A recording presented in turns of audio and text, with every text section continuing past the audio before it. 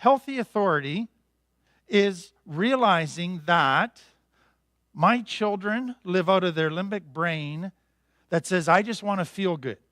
I want to eat chocolate. I want to be lazy. I want to get angry and hurt somebody. And so they, thinking out of their emotion center and doing what they feel like, they need a wise person to set boundaries for them, boundaries that define loving behavior, so that the child will stay in those boundaries till they get old enough and wise enough to see the wisdom of living within those boundaries. If the child steps out of the boundaries, then a healthy authority says, I don't want to let them stay where they're lying and stealing and cheating, so I will use discipline, not punishment, discipline, an appropriate negative consequence that hopefully will motivate them back inside the boundaries. But more than that, a healthy authority says, I will actually live these boundaries out in my life. I will be a role model. I'm not just going to tell them what to do and then do something different myself. And then, as a healthy authority, I will take care of those under my authority. I will meet their needs. I will keep them safe. I will be there to support them. I will connect with them. I will love them unconditionally. That's the purpose of a healthy authority. And so I hope you see that children need that. They need a healthy parent to guide them in the development of life, which is also the development of their brain and their cortex, so that it becomes wise, so that they become a healthy person. It is so important. But go beyond just the family. If we had a culture where there were no authorities and everybody could just do what they wanted, it would be a culture that would quickly descend into everybody living out of their limbic brain. And that means that I will take the law into my own hands. I will execute justice the way I want to. I don't care about others. I only care about myself. And it will become a culture that gradually becomes more narcissistic. And it would descend into total chaos. And so within culture, we need authorities. Healthy authorities is the ideal, who will keep culture living within the boundaries of what defines love. Now, I want you to go further in your thinking. Bob Dylan's had a song that says, you got to serve somebody. And I think he was recognizing an important truth. We all will serve an authority. We can rebel against all external authorities and just live with the authority of ourselves. Do you realize that that can be one of the worst authorities, my own distorted thinking and brain, if I'm unhealthy? But we will surrender to our brain. But we live in a society that is it means we have to live under authority. So let me just explain that to you. We live in a society where there's government, where there's police, where we have a boss at work, where we have parents within a family. 4 separate authorities that are just part of a society. Sadly, not all of those authorities are healthy. And so one of the challenges in getting healthy ourselves is, when do I submit to an authority that's not healthy? And when do I draw a line in the sand and take a stand and stand up and refuse to submit to that authority?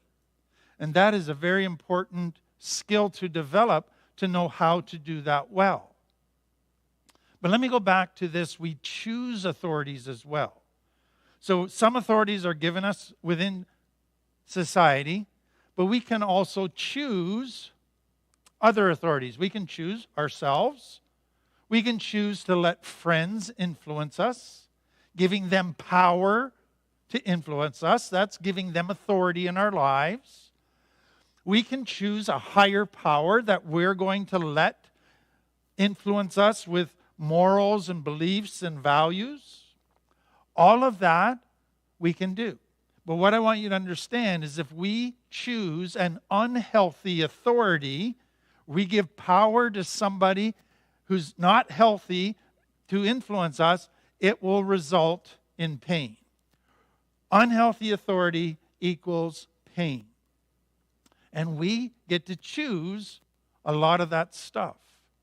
And so the reality is we live in a world where we have authority and we need healthy authority.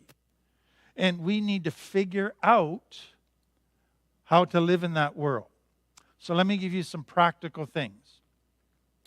When you receive instructions or advice from someone, or an authority tells you to do something, pause before you react, because it'll probably trigger you.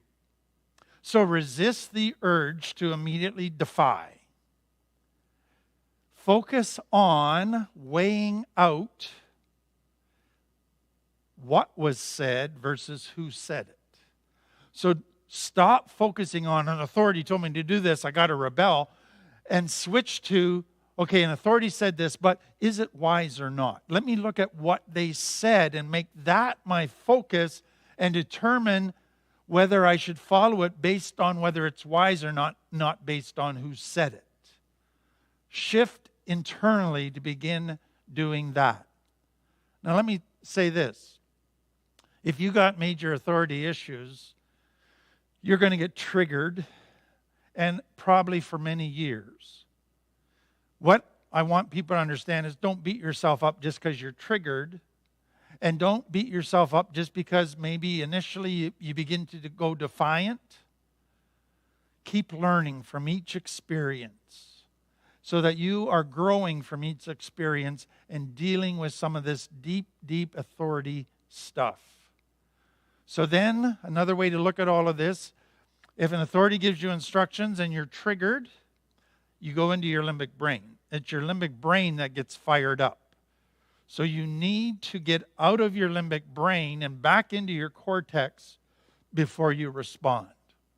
Because if you stay in your limbic brain, then you're going to go back into defiance and make decisions that will probably have negative consequences.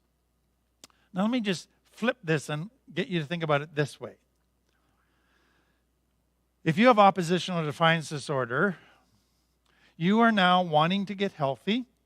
And so one of the things you realize is I need to set some boundaries with people. I do need to say no when some people ask me for certain things. When you set a boundary, part of you is going to feel like, I slipped back into being defiant. And so part of your journey is going to be to figure out, am I, in saying no, being defiant or setting a healthy boundary? Very important to begin to make that distinction as you grow in healing from this authority issue stuff. The last thing I want to say is, what do you do if you're a parent and you see ODD in your children? Well, first of all, understand that it's there for a reason. They weren't doing it just to be difficult. They were doing it to survive in circumstances that they couldn't resolve in a healthy way. So you have to be patient in getting them to a point where they trust your authority as being good. Okay?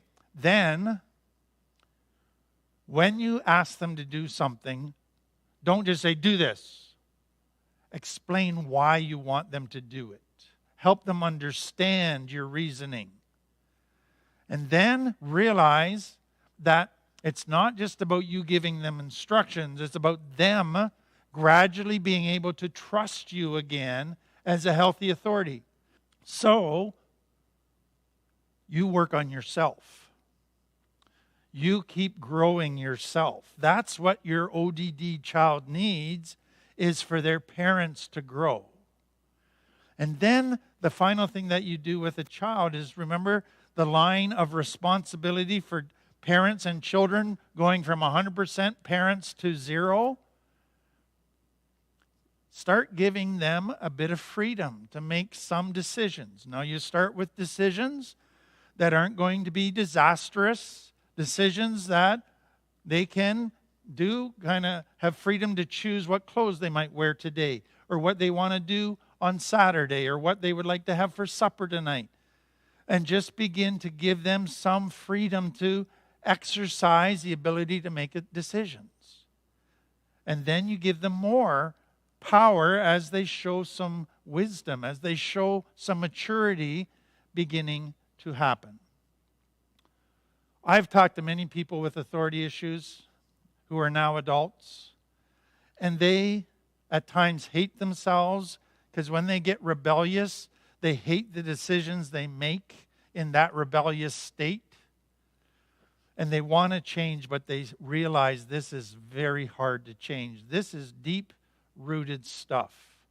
And so I hope that what I've shared has helped you understand it, helped you not to be so hard on yourself or your kids to try and change it, but to begin to have some healthy tools for doing that.